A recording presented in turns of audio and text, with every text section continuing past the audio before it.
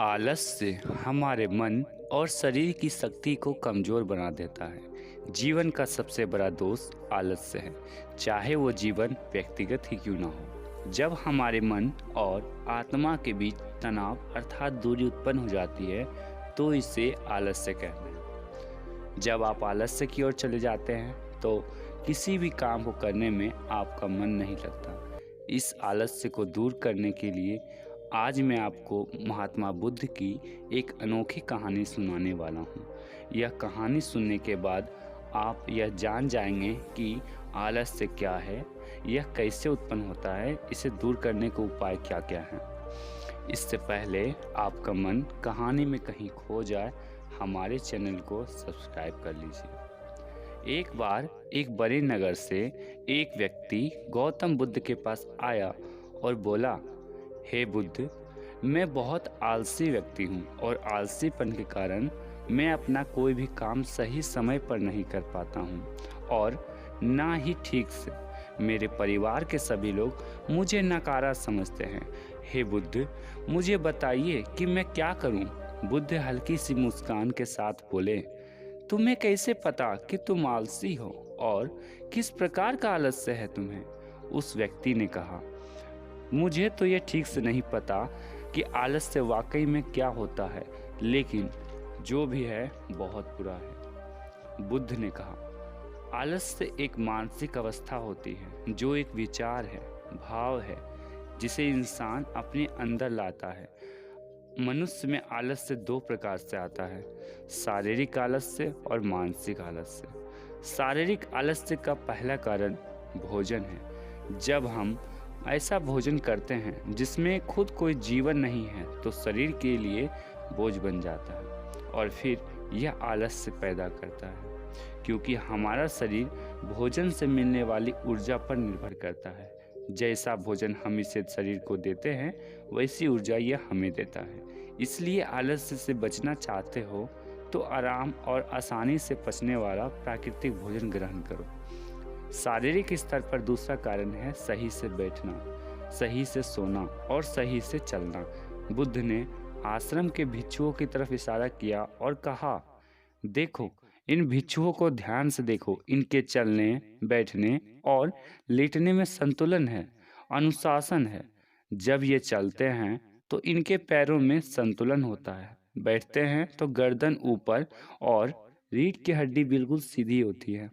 जब लेटते हैं तो शरीर बिल्कुल शिथिल और तनाव रहित होता है, जिससे वे आरामदायक और गहरी नींद ले पाते हैं। वह व्यक्ति बोला, क्या पर्याप्त नींद आवश्यक है? बुद्ध बोले, हाँ, न कम न अधिक। पर्याप्त नींद नहीं लेने पर शरीर आलस्य और थकान से भर जाता है। व्यक्ति ने कहा, आपने सच कहा, यह मैंने अनुभव किया है। बुद्ध बोले, शारीरिक स्तर पर तीसरा कारण है सुबह जल्दी ना उठना। जल्दी तभी उठ पाओगे जब रात को सही समय पर सोगे। इन आश्रम के भिक्षुओं को देखो, इनके रात का सोने का समय निश्चित है। यह सभी जल्दी सो जाते हैं और समय पर, ठीक समय पर जल्दी सवेरे उठते हैं। हर एक भिक्षु के पास अनुशासन होता है और वह उनके जीवन में संतुलन लाता है। इंसान अनुशासन को बंधन समझता है, लेकिन यह सच नहीं है। अनुशासन बांधता नहीं, बल्कि आजाद करता है।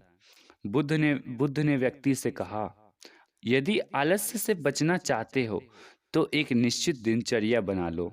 वह व्यक्ति बोला, लेकिन शुरुआत से कहाँ करें बुद्ध? बुद्ध बोले, इसी समय से जो भी कर रहे हो उसे ध्यान से करो, मन से करो, तभी आलस्य दूर हो पाएगा। अब बुद्ध मानसिक स्तर पर कारणों को बताने लगे। मानसिक स्तर पर पहला कारण, खुद पर विश्वास न करना। जब हम किसी कार्य को करते हैं तो हमें अपने ऊपर विश्वास नहीं होता कि हम उस कार्य को कर सकते हैं। मानसिक आलस्य से बचना है तो खुद पर विश्वास करना सीखो। मानसिक स्तर पर दूसरा कारण है आलसी और छोटी सोच वाले व्यक्तियों के साथ रहना। कई बार देखा गया है कि हम आलसी नहीं होते, लेकिन ऐसे लोगों के साथ रहने से हम वैसे ही हो जाते हैं। वह व्यक्ति बोला, हे बुद्ध, आप सही कह रहे हैं, यह मैंने भी अनुभव किया है। बुद्ध बोले, मानसिक स्तर पर तीसरा कारण है किसी भी काम को टाल देना। मानसिक स्तर का सबसे बड़ा कारण यही है, हमें पता ही नहीं चलता, लेकिन धीरे धीरे ये आदत हमारे अंदर आ जाती है और जिंदगी खराब कर सकती है। इसलिए जो भी कार्य आज कर सकते हो उसे आज ही कर लो, कल नहीं। बुद्ध ने कहा, मानसिक आलस्य का चौथा कारण है लक्ष्य का स्पष्ट ना होना। मान लो तुम एक रेगिस्तान में फंसे हो और प्यास लगी है तुम्हें, तो क्या करोगे? वह व्यक्ति बोला, मैं पानी ढूंढने के लिए आसपास किसी गांव की तलाश करूंगा। तो बुद्ध बोले, यदि गांव नहीं मिला तो क्या करोगे? तो वह व्यक्ति बोला, फिर भी मैं पानी का ढूंढने का प्रयास करूंगा, क्योंकि मेरे पास और कोई विकल्प नहीं है। तो बुद्ध बोले, ठीक इसी प्रकार मनुष्य के पास स्पष्ट लक्ष्य नहीं होता तो वह आलस्य की ओर चला जाता है। मानसिक आलस्य का पांचवा कारण है किसी कार्य को करने की वजह का ना होना। मान लो तुम किसी सुनसान जगह से कीमती गहने लेकर जा रहे हो। तुम थक गए हो और बैठना चाहते हो। यह सोचकर तुम पेड़ के नीचे बैठ जाते हो। तुम देखते हो कि सामने से कोई डाकू आ रहा है। तो ऐसे में भी तुम्हारा आलस्य तुम्हें भागने से रोकेगा? नहीं। तुम्हारा आलस्य सिर्फ उन्हीं कार्य को करने से रोकता है जिन्हें कि करने की बड़ी वजह नहीं होती है। बुद्ध ने कहा, मेरी बात ध्यान से सुनो। जहाँ स्पष्टता है और कार्य करने की बड़ी वजह, वहाँ आलस्य नहीं हो सकता। वह व्यक्ति प्रसन्न होकर बोलता है, हे बुद्ध, आलस्य की इस खेल को समझाने के लिए आपका धन्यवाद।